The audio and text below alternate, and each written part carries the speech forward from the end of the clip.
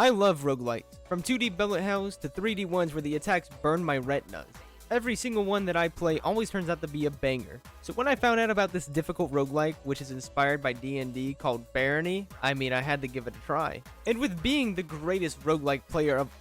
No, you know what? Scratch that. With being the greatest gamer of all time, I figured, I'd go ahead and crush this game real quick for fun. Just, don't even make a video out of it. Because nothing's even really gonna happen. I'm gonna beat it too quickly. Alright, let's see what this scroll is. Summon fire at current location. Oh, I meant to get rid. I couldn't have been more wrong. So in order to make myself lock in, I set a challenge for myself. I can only play as each class one time, and if I don't beat the game a single time, I will eat an entire jalapeno on stream. And I know what a lot of people are saying. Oh, jalapeno peppers, they're actually not that hot. Look at this face. Look at this man. Does this look like the type of person who's good with any sort of spice? No, this looks like the guy who cries when he eats mayonnaise.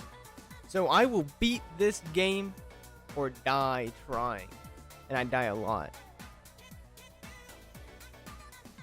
The first class is the barbarian who hits hard but is dumb. I named him Me Strong. So long, Me Strong. May you rest as you died. In pieces. Yeah, as you can see, don't get too attached to any of my characters. I'm killing them off faster than Gege Akutami kills his. The next class was the fighter, who's good at using spears. I named him Jack. What the hell was that sound? Is that a gnome? Holy shit! What's up? Oh my god. Jack also had a very short life. The next class was the healer who wasn't good at fighting.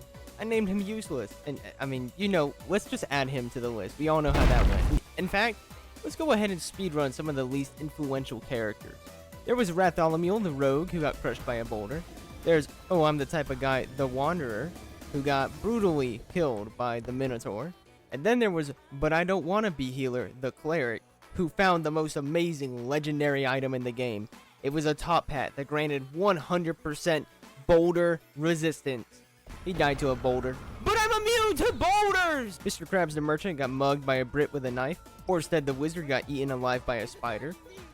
Then there was Ranger the Arcanist, who actually made it farther than anybody else to the second floor, and he was doing pretty well until he ran out of food. Need food. Really badly. And then got crushed by a boulder. Oh, come on! Ronald the Jester got murdered. Saxton the Sexton was definitely not my fault for his death. That was some bullshit. Of course it's a mimic. Of course it's a fucking Mickey. Oh my god, no, I'm gonna kill myself. You little shit, the ninja was doing pretty good. Until he got crushed by a boulder. No fucking way, dude. You little shit, the monk got jumped. Leave me alone. I was mad. I forgot to change his name, so he shares the same name. They were brothers. They both died. Finally, Ainz the Conjurer was having such a promising run. Level 11. Had a skeleton knight that was so strong, could fight anybody. He was doing great. He was invincible. Until he got squashed by a boulder. No, like, what is that shit? 4-1 out for the boys. They will not be remembered. The boulder that was Barony was beginning to weigh down heavily upon me. Both metaphorically and literally. But that is when it happened. The dream of every roguelike player. And it all coalesced into this one run. The God Run. I don't know, dude. Bleak. Because things are looking bleak.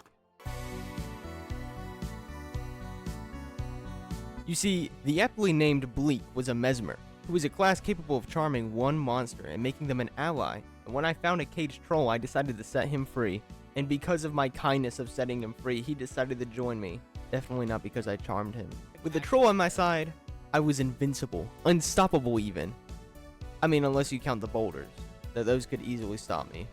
Like, see, that's why I'm paranoid. After exploring the first floor of the dungeon for a little while, the troll had proved himself to be my greatest asset.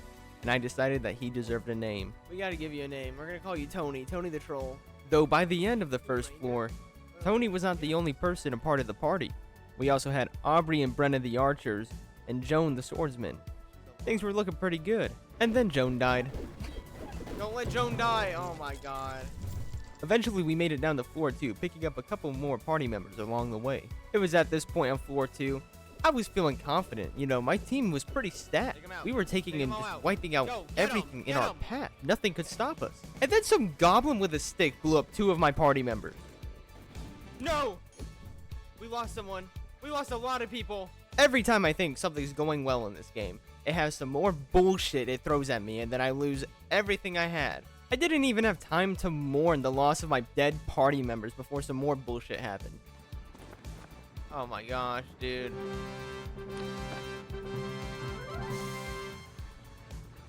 What the fuck is the Zap Brigade?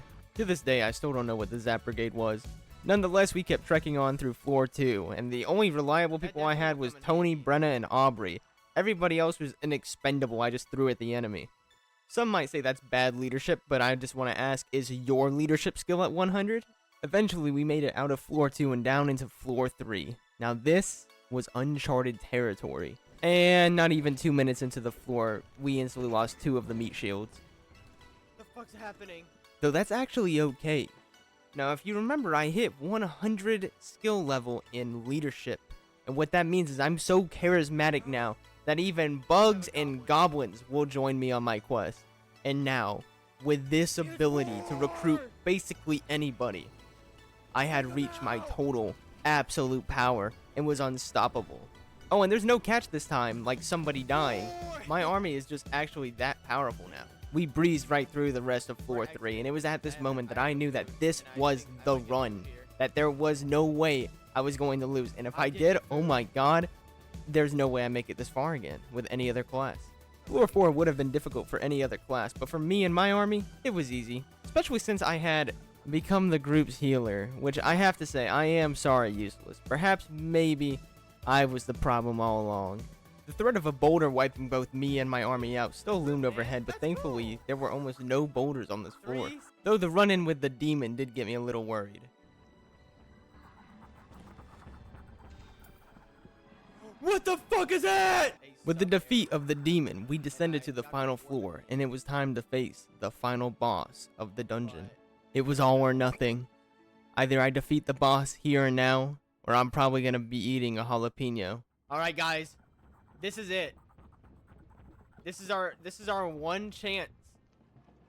I honestly don't think with any of the other classes I'll make it.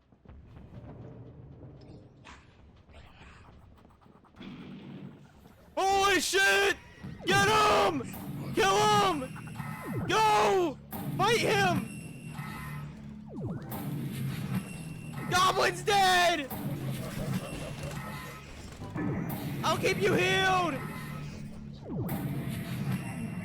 Are we all blind? Holy shit!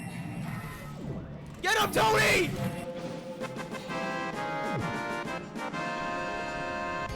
We had done it. Yeah, that's right. Me, Tony, Brenna, and Aubrey made it from the first floor together all the way down to the end and beat the boss.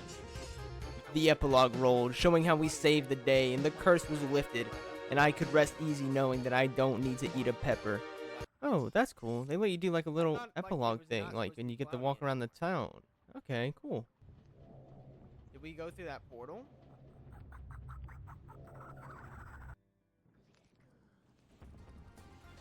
Oh my god, I'm back in the dungeon!